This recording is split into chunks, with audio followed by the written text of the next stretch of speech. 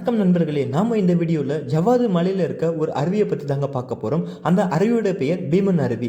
இந்த அருவி எங்க இருக்குன்னு பாத்தீங்கன்னா திருவண்ணாமலையில இருந்து ஒரு 80 கிலோமீட்டர் தூரத்துல தாங்க இருக்குது. போலூர் அப்படின்ற ஊர் வழியா தாங்க நாங்க போயிருந்தோமே.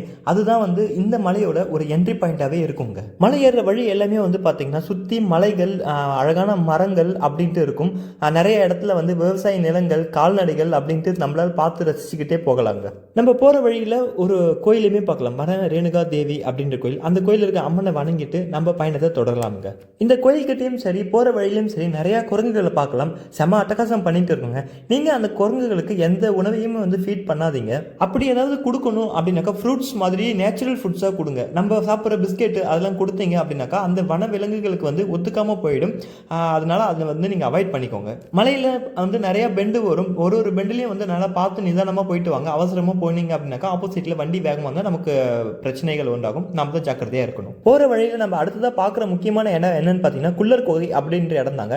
இந்த இடம் மெயின் ரோட்ல இருந்து ஒரு 5 கிலோமீட்டர் உள்ள போற மாதிரி இருக்குங்க.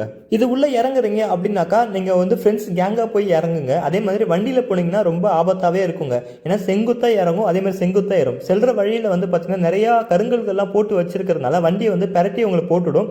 அதனால வண்டியில போறதை அவாய்ட் பண்ணிக்கோங்க. முடிஞ்ச அளவுக்கு நடந்து போற மாதிரி பிளான் பண்ணுங்க. நாங்களும் அந்த இடத்துக்கு பைக்ல போறதுக்கு ட்ரை பண்ணோம். நிறைய இடத்துல ஸ்லிப் ஆகி கீழே விழுந்துட்டாங்க. அதனால நீங்க அதை அவாய்ட் பண்ணிக்கோங்க. அப்படியே நீங்க போகணும் அப்படின்னாக்கா ரொம்ப எக்ஸ்பீரியன்ஸ் டிரைவரா இருங்க. ரொம்ப செங்குத்தா இருக்கிற மாதிரி இருந்ததுனாக்கா வண்டி ஓரமா பார்க் பண்ணி நிறுத்திட்டு நடந்து கும்பலா போங்க. உங்களுக்கு அது சேஃபா இருக்கும்.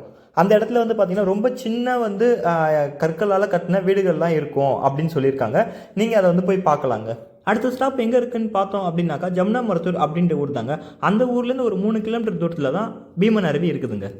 நம்ம பஸ்ஸில் போகிறோம் அப்படின்னாக்கா அந்த இடத்துல தான் ஸ்டாப் பண்ணிவிடுவாங்க. கடைகள்லாம் இருக்கும். நம்ம எதாவது சாப்பிட்றதா இருந்தது அப்படின்னாக்கா அந்த இடத்துல சாப்பிட்டுட்டு நம்ம பயணத்தை ஆரம்பிக்கலாங்க.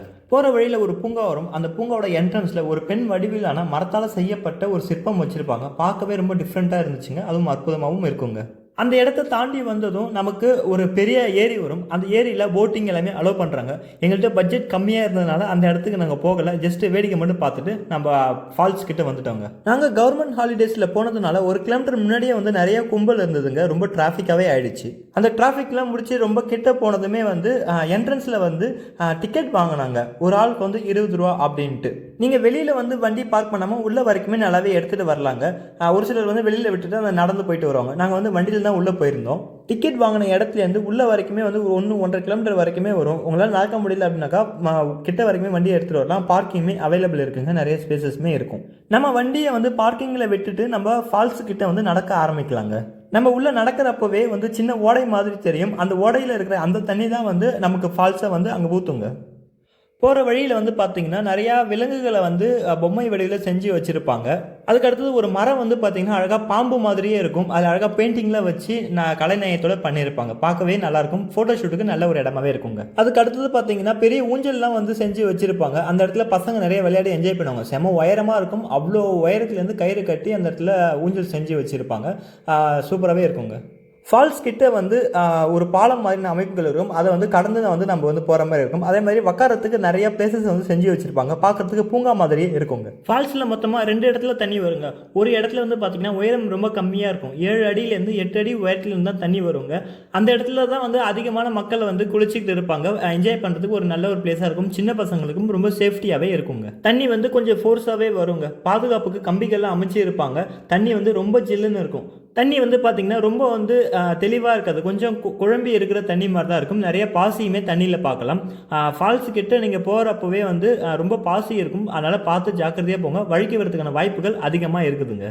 தண்ணி அவ்வளோ கூலிங்காக இருக்கும். இறங்குற வரைக்குமே என்னடா எப்படி இறங்குறது அந்த மாதிரி இருக்கும். ஆனால் தண்ணியில் இறங்கி குளிச்சதுக்கப்புறம் திரும்பி வரதுக்கு மனசே வராதுங்க. ஃபர்ஸ்ட் ஃபால்ஸ்லேருந்து செகண்ட் ஃபால்ஸுக்கு போகிறதுக்கு முன்னாடி தண்ணி நிறைய தேங்கி நிற்கும். ஸ்விம்மிங் பூல் மாதிரியான அமைப்புகளே இருக்குங்க. அந்த இடத்துல சின்ன பசங்களாம் குளிக்கிறதுக்கு கொஞ்சம் சேஃப்டியாக இருக்குங்க. அந்த இடம் ஃபால்ஸில் நேராக தண்ணி தலையில் ஊற்றாமல் கொஞ்சம் ஸ்விம்மிங் பூலில் குளிக்கிற மாதிரி எக்ஸ்பீரியன்ஸும் அந்த இடத்துல கிடைக்கும். உமன்ஸுக்கு ரெஸ்ட் ரூம் வசதிகளும் இருக்குது. ட்ரெஸ் சேஞ்ச் பண்ணுறதுக்கான இடங்களும் அந்த இடத்துல தனியாக ஒரு ரூம் மாதிரி அமைச்சு கொடுத்துருக்காங்க. ரொம்ப பள்ளத்தாக்குகள் இருக்கிற இடத்துலலாம் கம்பி மாதிரியான வேலிகள் அமைச்சிருக்கிறதுனால கொஞ்சம் சேஃப்டி எக்ஸ்ட்ராவாகவே இந்த இடத்துல இருக்குதுங்க. ஒரு உயரமான கட்டிடம் இருக்குது. அந்த மேலே வந்து வியூ பாயிண்ட்டுக்காக வச்சுருக்காங்கங்க. அந்த இடத்துலேருந்து பார்த்தா ஃபால்ஸ் அந்த அளவுக்கு தெரியல. ஆனால் இருக்கிற எல்லா மரங்களும் வந்து அவ்வளோ அற்புதமாக தெரியுங்க நல்லா உயரத்துலேருந்து பார்க்குறப்போ. ஃபஸ்ட்டு ஃபால்ஸ் வந்து பார்த்துட்டோம். செகண்ட் ஃபால்ஸ் வந்து பார்த்தீங்கன்னா அலோவ் பண்ண மாட்டாங்க. அந்த இடம் வந்து ரொம்ப உயரத்துலேருந்து கீழே வந்து ஃபால்ஸ் வந்து தண்ணி வீழ்த்தும். அதனால் அந்த இடத்துக்கு அலோடு கிடையாது.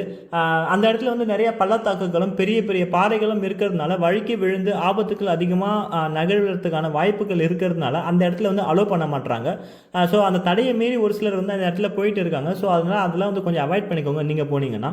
ஃபேமிலியோட ஒரு லீவ் டைமில் போய் என்ஜாய் பண்ணுறதுக்கு இந்த பீமன் அருவி வந்து ஒரு நல்ல ஒரு இடமா இருக்குங்க. கண்டிப்பாக நீங்களும் விசிட் பண்ணி பாருங்கள். உங்களுக்கும் ரொம்ப பிடிக்கும் இந்த இடம். நம்ம போகிற வழியிலலாம் வந்து பார்த்திங்கன்னா நிறையா வந்து பூக்களை வந்து விவசாயம் பண்ணி வச்சுருப்பாங்க. ஃபோட்டோ ஷூட்டுக்கு ஒரு நல்ல ஒரு இடமாவே இருக்குங்க இந்த இடம். சூரியகாந்தி பூக்களெல்லாம் நம்ம நிறையா பார்க்க முடியும். சின்ன வயசில் வந்து புக்கில் படித்த அந்த பூக்களை எல்லாத்தையும் இந்த இடத்துல பார்க்குறப்போ ஒரு நல்லாவே இருக்கும். அவ்வளோ அற்புதமான ஃபோட்டோ ஷூட்டுக்கான ஒரு இடங்க. நிறைய பேர் வந்து டாடா ஏஸ்லேருந்து இந்த இடத்துக்கு வந்துட்டு போயிட்டு தாங்க இருக்காங்க. நல்லா ஃப்ரெண்ட்ஸ் கேங்காக ஜாலியாக என்ஜாய் பண்ணிக்கிட்டு. நீங்கள் ஃபேமிலியாக போகிறதுக்கும் சரி, ஃப்ரெண்ட்ஸ் கேங்காக போகிறதுக்கும் சரி, இந்த இடம் வந்து ஒரு நல்ல ஒரு ஆப்ஷனாகவே இருக்குங்க. அதே மாதிரி நீங்கள் போகிறீங்க அப்படின்னாக்கா சம்மர் டைமில் வந்து போயிடாதீங்க. தண்ணி அவ்வளோவா வராது. கொஞ்சம் வந்து ரெய்னி சீசன்லாம் முடிஞ்சு இருக்கிற அந்த டைமிங்கில் போனீங்கன்னா தான் உங்களுக்கு வந்து நிறைய தண்ணி வருங்க.